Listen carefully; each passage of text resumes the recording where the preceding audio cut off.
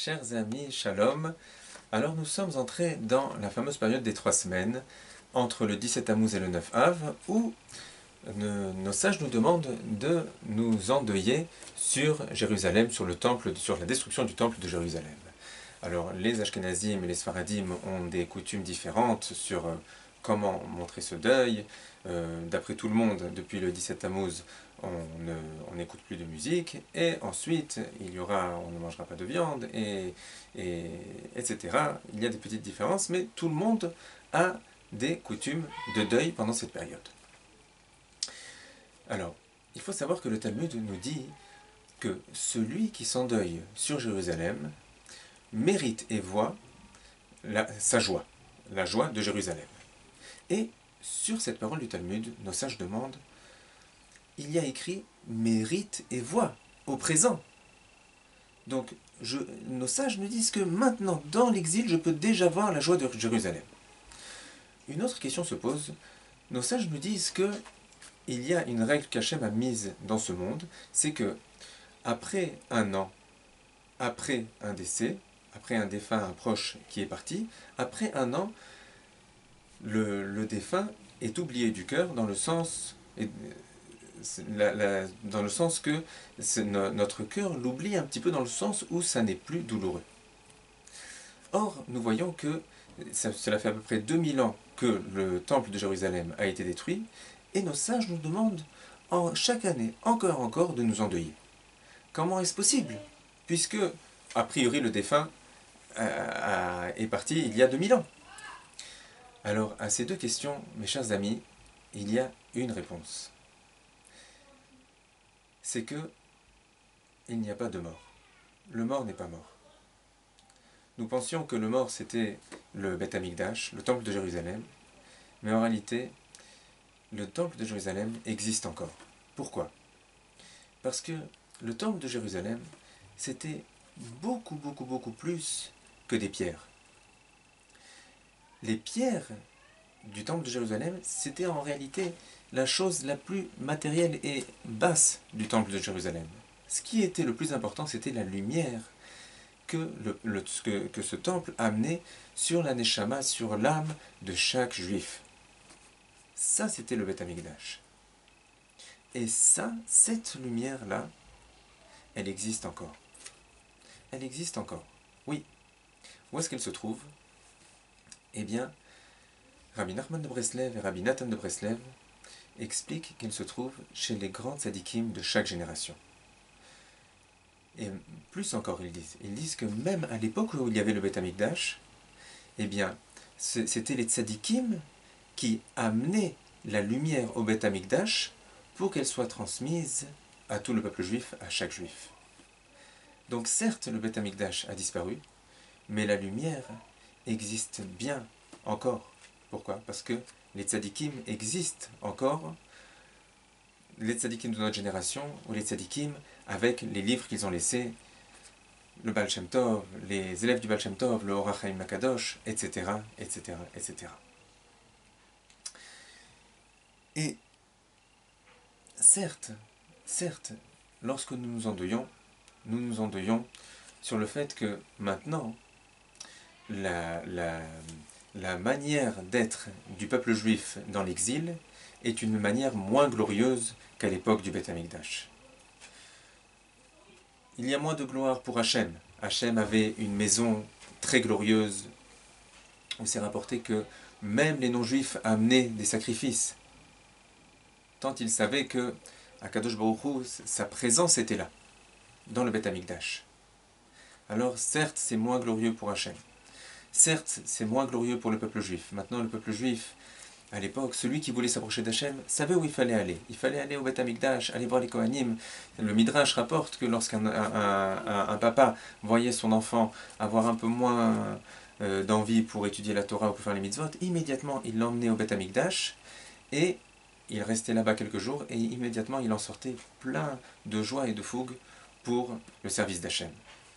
Alors, c'est vrai que maintenant, il y a moins d'honneur pour Hachem, pour le peuple juif, puisqu'il n'y a plus le Beth Amikdash. C'est vrai aussi que maintenant, les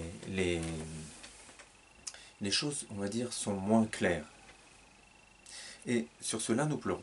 Nous pleurons qu'il y a moins d'honneur pour Hachem et pour le peuple juif, et que les choses sont moins évidentes, que celui qui veut se rapprocher d'Hachem, il doit aller au Beth Amikdash. Maintenant, les choses sont plus floues. Et de ce fait-là, tout le monde ne mérite pas de se rapprocher du judaïsme. Et sur cela, on pleure, c'est vrai.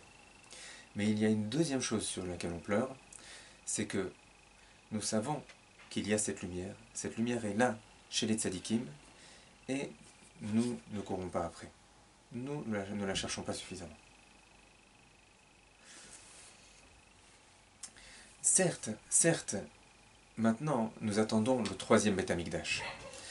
Mais il faut savoir que maintenant, Akadosh Baruch Hu veut de nous que chaque juif construise son petit Beth Amikdash personnel, jusqu'à la construction du troisième Beth Amikdash. Et ce petit Beth Amikdash personnel, il se construit par le fait que on recherche et encore recherche les paroles que les grands justes des générations ont transmises.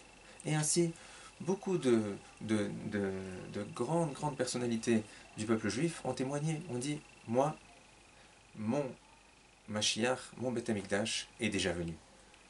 Il y a même des tzadikim qui, le soir de Pessah, plusieurs tzadikim, on les voyait en mangeant la matzah, on les voyait avec de la graisse qui coule sur la joue.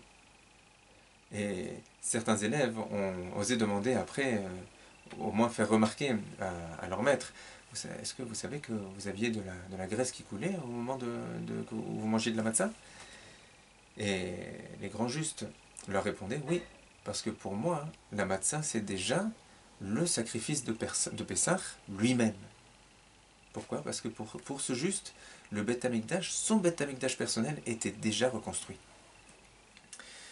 Alors comme nous l'avons dit, le deuil est aussi sur le fait qu'on ne court pas après les paroles des tzadikim.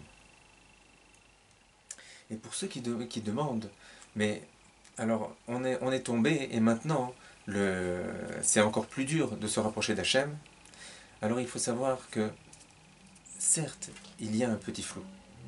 Et c'est notre réparation du fait que le Beth Amikdash a été détruit. Notre réparation, c'est maintenant de chercher encore où est cette lumière, en sachant qu'elle existe.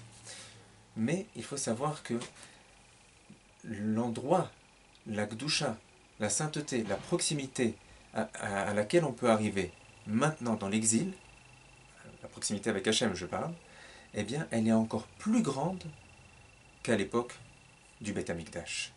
Oui, et sur cela, le Midrash dit que, le Midrash Echa, nous dit que le départ d'un juste de ce monde est encore plus difficile pour le peuple juif que la destruction du Beth Amikdash. Pourquoi?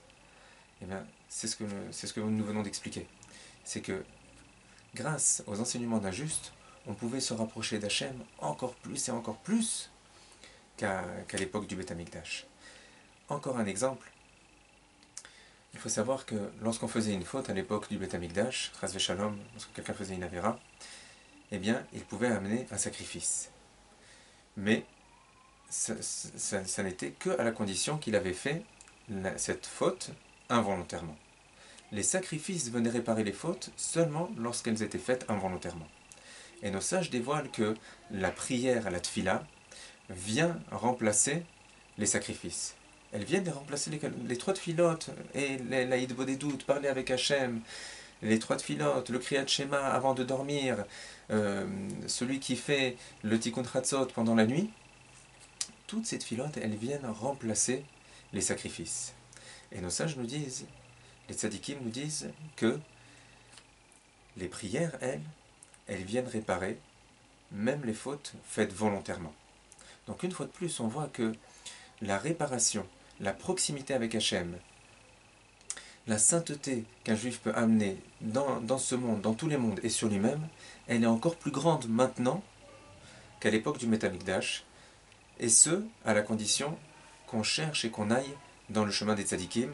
Alors mes chers amis, que nous ayons le mérite de nous endeuiller sur Jérusalem,